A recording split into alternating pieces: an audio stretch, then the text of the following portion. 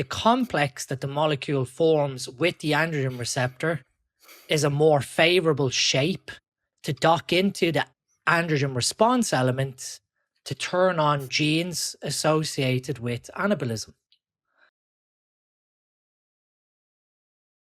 I can't remember, was it Cosmopolitan magazine or one of these women's magazines where there was the wine diet where they're allowed to drink 2 glasses of white wine per day with insane fat loss results. Wow. It's not even got resveratrol in it. Dean, you asked ChatGPT some very interesting questions about relative binding affinity and androgen receptor mediated gene transcription. You come up with some great results. Please spill the beans, because it was very interesting when you wrote it out in the group chat. But I think everybody should get a chance to listen to this. So take it away. Yeah, so obviously we have Team Primo, Team Masteron. Well, I mean, to be on one team or the other, you're missing the whole point of choosing one or the other. Yeah. But when I asked it... Sorry, is there a Team Masteron? Really? Yeah. Well, you're going to have one that favors one compound over the other, I think. No one really seems to want to use both. Favors Masteron, but I can think of 3. Oh, 3. Yeah, you're right. Yeah. Instead of using them both, so perhaps. it's a large percent of the population. You can use both, but Primo needs to be the foundation. Yeah. So I asked it based on all the published research. So I had to do a PubMed crawl on Masteron. And one of the craziest things, obviously, with ChatGPT is that it crawls everywhere. So even if you tell it, I want you to crawl PubMed, it will go and crawl everywhere. So obviously online, when we ask for the relative binding affinity of Masteron, it returns that it's 5 times testosterone. But we don't know the relative binding affinity. Absolutely, because it's on Wikipedia 5 times. So it pulls it from Wikipedia. And then I questioned it. I said, well, that's not correct. Can you do a search again? And then it came back and said, oh, we do not know the binding affinity, but it is purported to be 5 times testosterone. Okay, that's fair enough. I asked it some questions on uses that Masteron's been done. So obviously we have all the breast cancer research in women. And then I asked it to explain to me the mechanisms of how it interferes with estrogen positive breast cancer. And then it starts to really show you how perhaps it interferes with estrogen metabolism. So we start looking at the androgen response element when we activate that. So people always focus on, you've got your androgen receptor, the two of them bind together. It's what happens after that binding that's important, as opposed to the affinity for the receptor itself. Yeah. Mm-hmm. So the androgen response element is then what tells your genome, this is what I want you to do.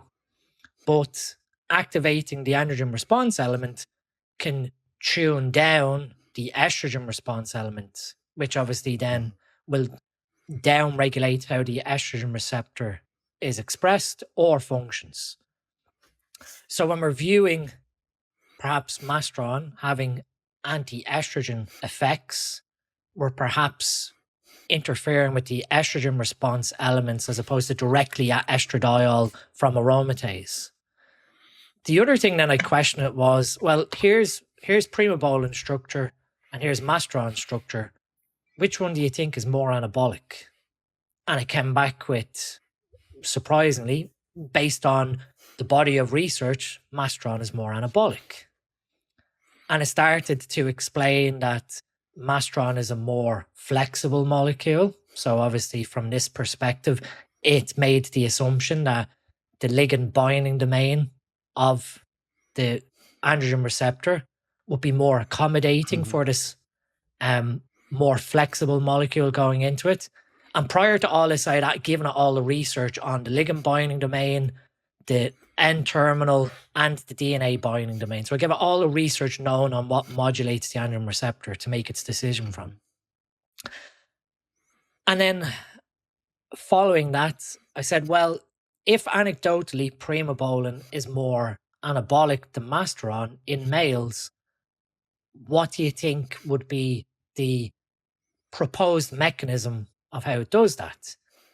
And it's first, like, iteration back was, well, one would assume Masteron is more anabolic because it is more flexible, having a better androgen binding affinity. But if anecdotally Primobolan is more anecdotal, here's the reasons why. And so one of the suggestions was that C1, C2 double bond makes the A ring more planar, more flat. And now for that to dock into the ligand binding domain requires less entropy. So there's less chance of chaos interfering. So it's in there longer. It's in there longer, and it's also more, even though the affinity for the ligand binding domain is lower, if that is true versus Masteron, because it is less flexible, because of that flat planar bond and also resonance from C1, C2 double bond into C3's carbon-oxygen double bond, you're making that oxygen on C3 more electron donating or better at creating a hydrogen bond, which is what drives that interaction in the ligand binding domain as well. So it was able to say perhaps that flat structure reduces the entropy, or the complex that the molecule forms with the androgen receptor is a more favorable shape to dock into the androgen response element to turn on genes associated with anabolism. So now you're going beyond, oh, well, this structure fits the androgen receptor better.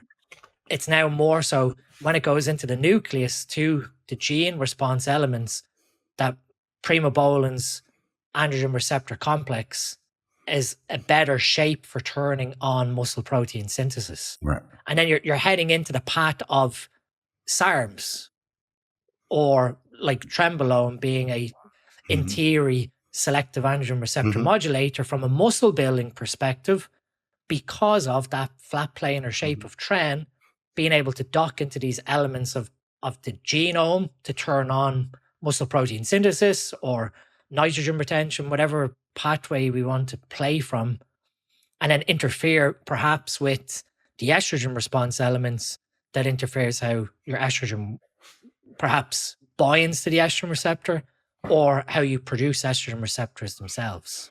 So you were mentioning that the androgen receptor and estrogen receptors use the same cofactors for gene transcription. And then if you really bind the androgen receptor tightly with these cofactors are no longer available for the estrogen receptor. So this is where the estrogen-mediated gene transcription becomes inhibited because it simply doesn't function correctly. And this has been proven for testosterone in various breast cancer studies, where the testosterone uses these cofactors and now are no longer available for the estrogen receptor. And vice versa. Xenoestrogens will block the androgen receptor. Right. So that means that, of course, Primobolan and Masteron are, similar to testosterone. So it would make sense that something like that could happen for these kinds of compounds. Yeah, I mean, it was interesting because it was really trying to make the assumption that Masteron being more flexible should in theory have a higher binding affinity for the androgen receptor. But I think now moving forward, and some of the research we were discussing about stereoisomers, where you change the conformation or the 3D structure of the protein or the androgen in space, will change the structure of the androgen to androgen receptor complex as a protein, change its 3D structural shape. So now it's able to dock into different sections along the genome better. So if we're able to create steroids with different stereo centers, so a stereoisomer is basically you have a carbon, and then off that carbon you share either one part sticking up, one part sticking down. You'll have different substituents playing off that carbon, so it doesn't have the same substituent off any position. You can then change those stereo centers to change the conformation of the molecule in space.